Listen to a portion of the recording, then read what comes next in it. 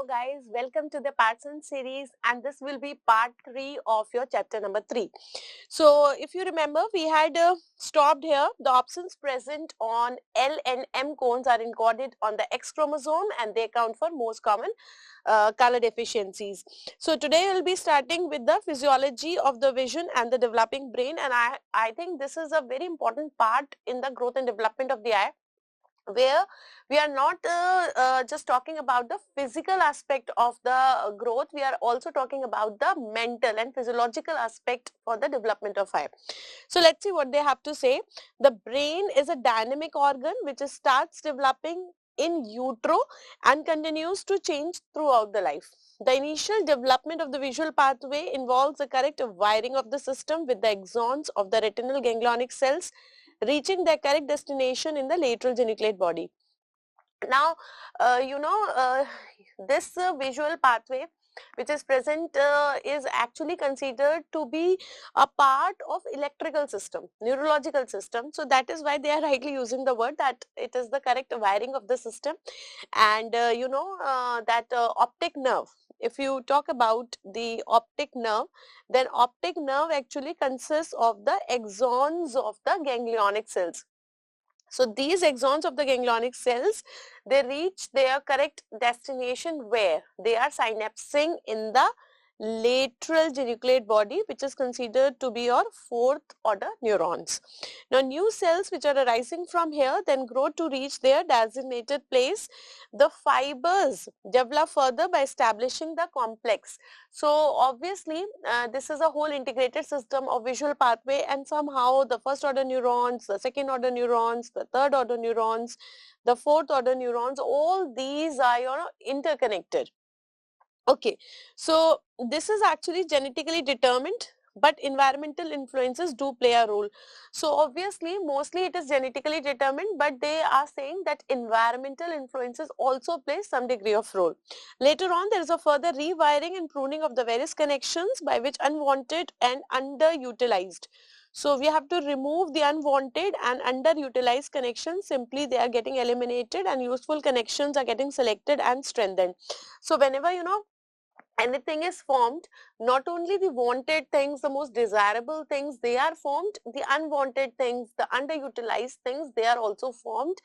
And in the series of development, the unutilized, underdeveloped things are also being removed. The system has been compared to a giant telephone network where calls are made from the retinal ganglionic cells and appropriate wires connect to the right spot. So they are actually simulating it, they are comparing it with the help of a telephone connection system. Okay, and initially the call has the responsibility of reaching the several locations so that a particular spot in the brain can receive the calls from different locations. However, as the machinery develops, the well-utilized pathways remain and the unused and unwanted paths get disconnected and disappear. So nothing much, they are saying that it is a part of the visual pathway, a whole of the electrical circuit is completed, and this is starting, as you know, from the rods and cones, then it is going via the bipolar cells, and then you have the axons of ganglionic cells which are present in the optic nerve. So they are ultimately getting synapse in the lateral geniculate body. So whole of this network is actually interconnected. Okay. Now, even in utero, when the baby is completely in the dark, so if I talk in utero, so obviously we do not have light there. So baby is completely in dark when it is in utero. The retinal ganglionic cells, they are spontaneously sending out the signals and connect to the target cells in the brain. So even in the dark conditions also, so that means it is not only under the light conditions that these things are done, it is also under the dark conditions in utero that it is sending the impulses. This stimulation and reception signaling helps the developing brain to make the dynamic changes with the establishment and remodeling of the neuronal connections, right? When the baby is born, brain is suddenly exposed to intense stimulation in the form of light, sound, touch and so on. So it is in the earliest weeks and subsequent months of the life that the brain develops further at a tremendous pace. So what they are saying is that even in utero, it is actually getting these stimulations and it is sending the signals when we are completely dark. So obviously as soon as the baby is born, we are getting so many stimulations. We have light, we have sound, we have touch, and that is why in the earliest weeks we have got the development at a very, very tremendous pace, because we have a lot of stimulation. Structural development is largely complete by 2 to 3 years of life, but functional changes carry on throughout the life. Now this is again very important. Though the structural development is completed by 2 to 3 years, so most of the things, you know, they are reaching their maximum size by the age of 2 years or 3 years. The development of the eye, the cornea attains its adult size by the age of 2 years. But if I talk about the functional development, then that functional development is going on throughout the life. Visual development, in particular the development of the visual cortex and the establishment of the connections of the brain, they require the normal visual experience after the birth. On the other hand, the fragile immature developing brain of a newborn, if I talk about the fragile immature brain of the newborn, it has to be protected from a sudden overstimulation. So though the brain requires stimulation after the birth, and we do have stimulation in so many forms. We have light, we have sound, we have touch, but there should not be overstimulation, because sometimes the immature brain can be getting you know, some problems due to this overstimulation. So that is why in cases of premature birth, when the circuits are even more incomplete, development is again modified as a normal intrauterine developing process. The delicate balance between the visual stimulation in the right amount at the right time and its effect on the development of the brain has been maintained by nature, and only the part is understood. See, there is a lot of balance, you can say. There's a very, very thin line, very delicate balance which is there between the visual stimulation as well as the development of brain. So main thing is that somewhere you have to understand that there is a relationship between the visual development and the development of brain. So, and you can see that if eyes are not properly developed, there can be some kind of you know, underdevelopment in the brain also, because the brain is not getting one of the important stimulus that you are getting by the vision. What exactly a baby sees cannot be directly assessed in the same way as we estimate the vision in adults. And second important thing is that somewhere we are handicapped in assessing the vision in cases of children. You do not exactly come to know that how much the baby is able to see, what is the exact visual acuity in the baby. According to the infant vision research studies, a baby gets a blurred view of the world, and it is the eye which naturally protects the immature brain from a level of stimulation which cannot be cope up with initially. Now again, an important thing, we always study that the visual acuity is not 6 by 6 at the time of birth. The baby is not able to see very, very accurately at the time of birth. Yes, now this is also done knowingly because that can lead to overstimulation. So because at that time the baby is having the immature brain, so we are protecting this immature brain from that level of stimulation which cannot be coped up initially. Okay, the newborn's eye is short, generally hypermetropic, and the fovea is also immature. The baby also sleeps most of the time. So baby is sleeping about 80 to 90% of the time. Baby is sleeping, so the eyes are closed during the greater part of the day. Apart from the inaccurate focusing and the imaging system, the newborn's eye are not binocularly coordinated, so they do not have the binocular stereoscopic vision and have a limited peripheral field of view. So there are, you know, certain limitations we can say in the newborn. We do not have the clearest of the vision, we do not have the binocular vision, but somewhere, you know, they are helping because that is preventing from the overstimulation of the brain. The visual cortex is also immature in the baby. Unlike the brain of an adult, the cells are intermixed, they are not segregated, and also majority of the cells not yet acquired the fatty myelin sheath. Majority of the cells do not have myelination, which is required for enhancing the rapid communication between the cells.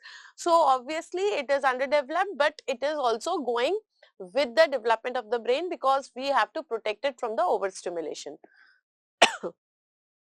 Starting from the moment of the birth, the eye and the brain, they develop together in consonance, and an interruption and interference with the transmission of the light stimulus from the eyes to the brain disrupts their harmony and results in serious visual damage. What they are saying is, right from the time when the birth takes place, the development of eye and the brain, they are interrelated. So the eye and brain are developing together, and obviously therefore if there is some problem, some interruption in the transmission of the visual impulse, and that will disrupt their harmony and the development of the two organs also. The works of the Nobel laureates, that is David Hubel and Torsten Wiesel, with the developing kittens and Toulouse, Maurer and others human children, they have provided us insight into these physiological changes. So great studies have been done on this. The sensitive period is the time when the visual system is still plastic and if vision is obstructed. Uh, Potentially permanent changes in the neural connections occur, which are completely reversible. They are reversible by appropriate intervention only within this period. So these changes are reversible, but obviously only up to a period, after which they are not reversible. The phrase use it or lose it, a very important good one.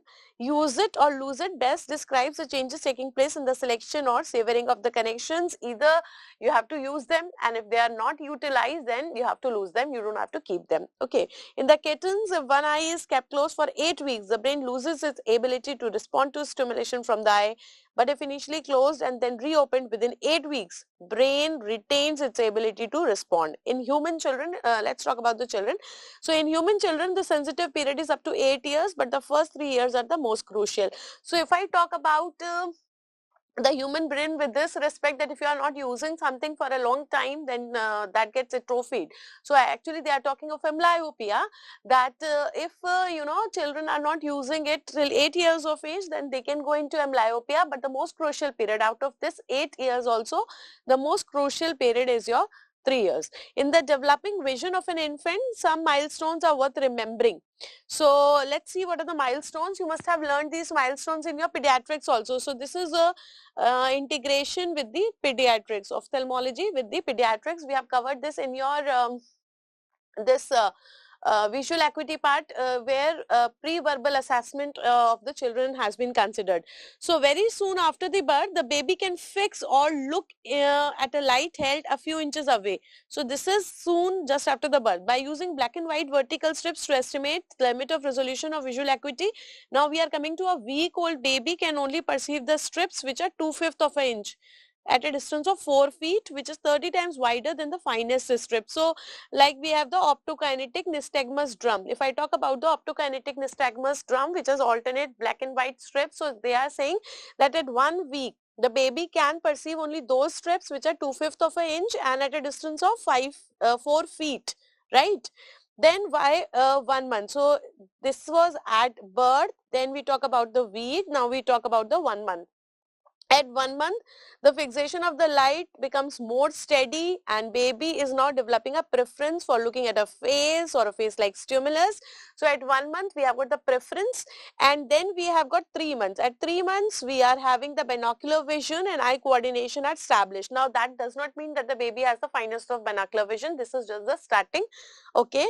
And the eyes will follow a torch held in front of the face or a person moving in the room. The baby smiles also in response to the visible smile, stops crying when the mother enters the room. So there is actually, you can say, there is actually familiarity, and baby has that preference for the mother, that is there. By 4 months, if I talk of 4 months, the infant displays a recognition pattern similar to the adults. A face is presented upside down and recognizes a face in the left visual space more quickly than the right. So by the time the baby reaches 6 months, we can do the EEG. EEG recording confirms that the infant's preference for looking at a human face, a clear preference for the mother in comparison to a stranger, and also recognition of a familiar toy. So see, 6 months baby is just like cuddling. He has a clear-cut preference for the human face, especially the mother. And also we have a recognition of the familiar toy also. Then also at 6 months of age, we have the ability to reach out, we have grasping, playing with the small objects, okay. And by the time we have 9 months, at 9 months, The most children look for a toy if they see it is being hidden. So they are they like to play hide and seek kind of a thing. From 6 months onward, formal test, and from it is from 6 months onwards only that we can do the formal test of the vision. So that we will be doing in the chapter number 8, visual acuity measurement in the special cases, right? But it is not until 6 years of age that the normal resolution of visual acuity will be reached, that is 6 by 6, and that also we have written in the notes that it is by the age of 5 to 7 years that the person will attain the normal visual acuity. So by an average you can say 6 years. So this is the table which they have given for the things that we have discussed so far. Like at birth we were having fixation of the light, then 6 to 8 weeks पे fixation of light on objects more steadily. Then at 3 months we are having following of the objects, and then in 5 to 6 months depth perception, color vision and eye to eye coordination. So with the help of this table you can just revise whatever we have learned up to this paragraph, right? Now we come to the binocular vision. So if I talk about the binocular vision and the stereopsis, so the two images, the images of the two eyes, actually they are combined by the visual cortex and then they are seen as a single image. The eyes adjust their position with the help of sensory and motor alignment based on the visual input and the visual association areas, and then they project the impulses to the centers which are also controlling the movements in the brainstem. Okay, this complex integrated network ensures that the image of the object being viewed falls on the fovea of the two eyes, and all other images, they are falling on the corresponding points. This is understood with the help of a important thing, and that is horopter. So we have to learn two important things here. One is the horopter and another is the Panam's fusional area. So let us see what is this. So this horopter, it is actually a concept of an imaginary line in the space. We have a imaginary line in the space which is the external projection of these corresponding points. So what is happening that when you are seeing some object, okay, then the sharpest images are falling on the fovea and all other objects will be going on the corresponding points of the retina. So these corresponding points on the retina can be projected in the space with the help of imaginary lines, and that will be forming a horopter. In fact, we get a three-dimensional view of the world created by the brain from the two separate two-dimensional retinal images from two eyes. Can you see what a beautiful thing they have said? They are saying that you are getting a 3D view of all that you are seeing.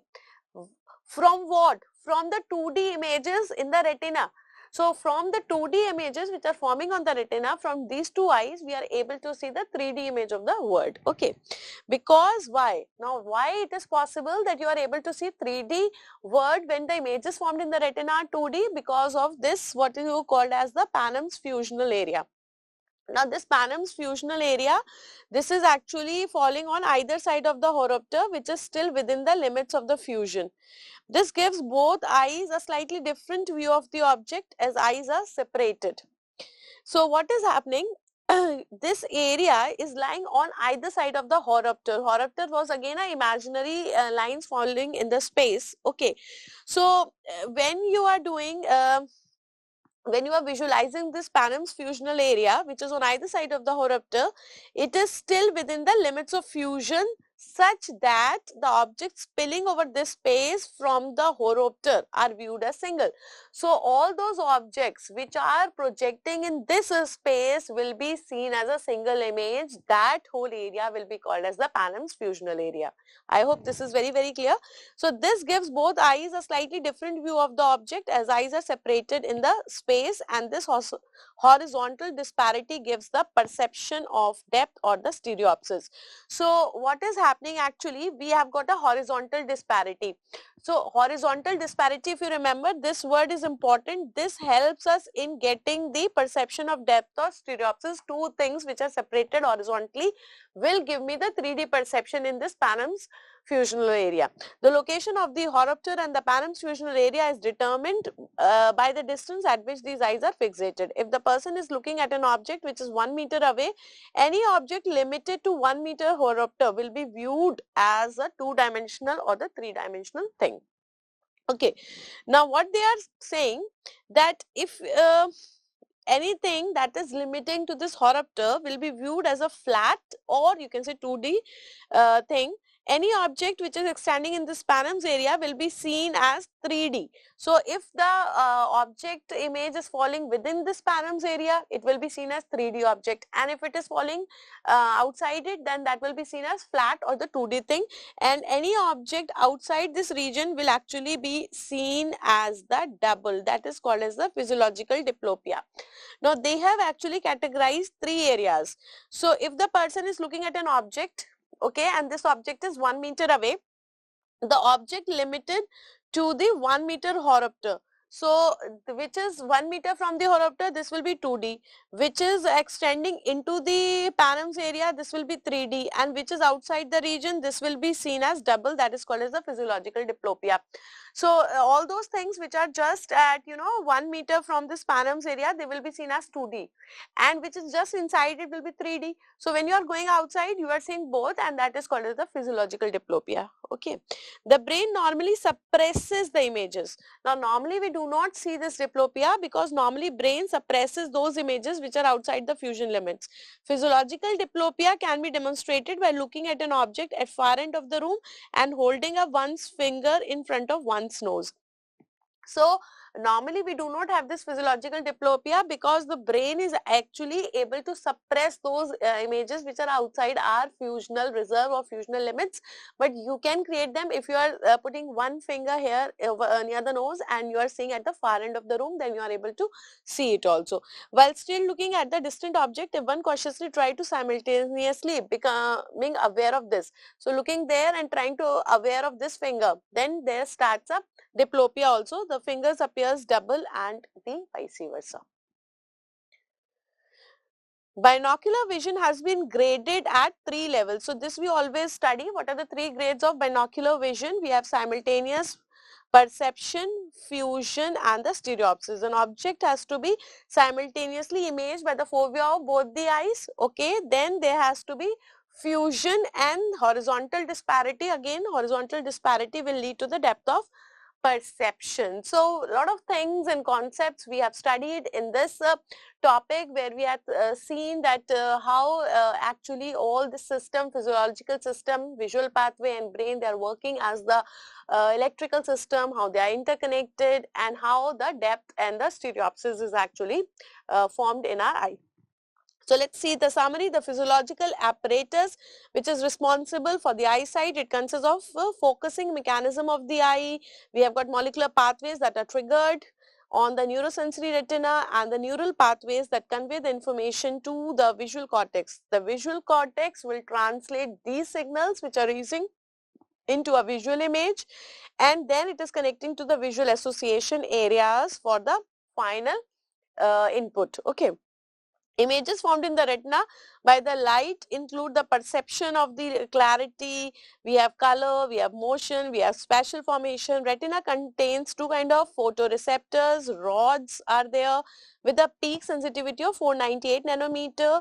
And then I told you that we had 3 kind of cones. This we had studied in the last part, 3 kind of cones, red, blue and green visualization. Then we had also learned about the visual cycle. The photon of the light entering the photoreceptors causes a photoisomerization of 11 cis retinal to all transretinal, and what is there, ultimately there was hyperpolarization, that was called as the phototransduction also. This generates an electrical signal passing through the bipolar cells, amacrine cells, horizontal cells, ganglionic cells, all these cells, and parvocellular. Then we studied about the 2 pathways in the lateral geniculate body. One was parvocellular pathway, another was magnocellular pathway. The parvocellular was transmitting the color information, and the magnocellular was related to the motion related information.